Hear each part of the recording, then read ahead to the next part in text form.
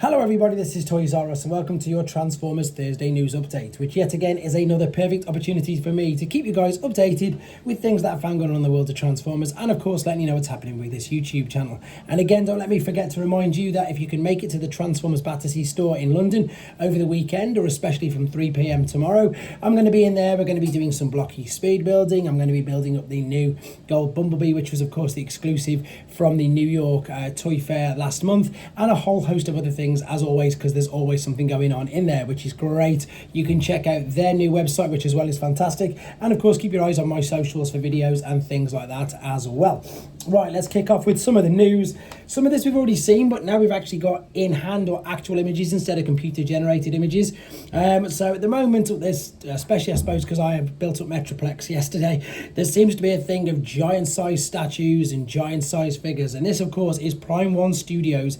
This is the Overlord Megatron statue. Now we've seen computer generated images, but this is actually the statue. So these images are from TFW 2005. So this it's a sort of a hybrid G1 and Bayverse Megatron, because you've got the big arm cannon, you've got some crazy weapons, some crazy details, and as I say, it's a really good hybrid between the two. That's its exact full name. Remember, it's Prime 1 Studios. If you want to see the video that is been available for some time, to be honest. There's been an actual video which I'll show you in a second, which is on the website T-Formers, but that probably doesn't do it much justice, although I think it looks great. If you go to T-Formers, sorry, they've got the video, and again, you may remember some of these images which are there. This was the ones that we've seen. There was a full video of it. I'm not going to show you all the images. This is just to give you a quick reminder. Again, it just looks sensational, but I think the biggest thing for me in a minute is when you see that. That's how big it's going to be. So again, it's the year of the big toys.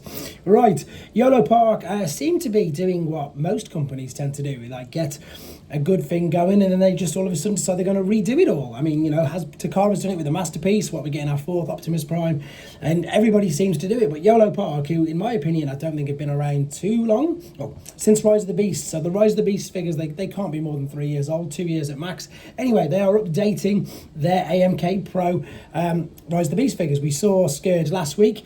Now we've got Optimus Prime, so they've put more die-cast parts in it. You've seen this figure before. It's just an updated version. So here's all the extra details. If you want to read that, you can pause now or go to the Yolopark website. Basically, they're putting a new backdrop in. They are putting more die-cast parts in, and they are just overall upgrading the figure. Now, my opinion on these, and I've said this for quite some time, they really have surprised me. Initially, I was a little bit, not standoffish, that's a bit too strong a word, but they didn't really appeal to me. There was nothing that really enticed me, shall I say, until I think somebody sent me one to review. Not the company themselves, not Yolopark. Somebody, one of my friends said, no, have a look at it, actually have a look at it. And I did, and I built it up, and I still stand by this now, that these figures, the Yolopark figures, because I have reviewed a few, they are probably the best representation of the characters, you know, that we love from the screen in a figure form. And it's really obvious why, guys. You can see the accessories there. There's the sword, he's got the arm cannon. It's because they don't have to worry about transformation, which I know it sounds ridiculous being a Transformer, but for some people they're not particularly fussed. I know so many people now who have, for instance, Yolopark's G1 Starscream, because A, they can't afford the Takara Tomy Masterpiece version, and B, it's really hard to find, and these are just as good. So these, if these are up your alley, if you like the movie bots, if you just want something to display, take some amazing photos like this, they are definitely worth looking at, to be fair. And as I say, I've had some in hand and I do think they are very good, to be fair. This is something that's amazing, and this gives me even greater confidence that we will eventually get a Devastator gift set of the Studioseries 86 Constructicons, especially in Japan anyway. Definitely in Japan anyway, because obviously, if you know Hasbro, they did the Toy Deco Menasor gift set, didn't they, if you remember? Well, in Japan, in Takara, they've gone and took it one step further, and they've gone and put them in a G1 style box. So this isn't a G1 reissue, guys, before anybody gets really excited. It is the G1 Toy Deco in a G1 box, but it is the legacy figures. So that is the legacy figures there in a G1 box with the same background. It's beautiful. So that gives me loads and loads of confidence, and indeed hope that we'll get exactly the same for the Constructicons in a couple of years time, because that's took a couple of years, so I imagine it'll be the same. Right, Takara Tomy again, T-Spark, they've got a 40th selection. Bumblebee, funnily enough, this is an upgrade of the first, is it the first MPM? It may have been number 1, I may not be right, but I know when they started the movie masterpiece figures, it was, of course, for Bumblebee, Barricade and Jazz, etc. This is the new one, the 40th anniversary, even though the movie's not 40th anniversary, but you can see there, this is the updated version of exactly that, of MPM Bumblebee from, of course, the Transformers movie. It does look really good. So from what I can tell, and thankfully somebody's put a comparison picture you'll see in a second, there's a lot more silver parts, a lot more extra detail. I haven't had a play with this one. I've had a play with, now I say had a play with, got incredibly annoyed with the movie masterpiece Ironhide to the point where I just couldn't finish the transformation. It was so ridiculous. This doesn't look as bad. It seems to look all hold together quite neatly. And as I say, if you're a fan of the movies, then this is, and you missed out on the movie masterpiece first version, this surely must be an absolute must for your collection. There it is. That's what it was. Oh no, it was number 3. There you go. It was number 3. So I'm sure that this updated version, as you can see there with all the extra silver parts, is an absolute must. So there you go, somebody else updating one of their figures, which is great. This is something that's really interesting. This is from Cang Toys Weibo page. Now Cang Toys started, I don't know how long ago, but they caught my attention and most people's attention with their ridiculous, but good ridiculous, oversized Predator King, which they call Thunder Cang.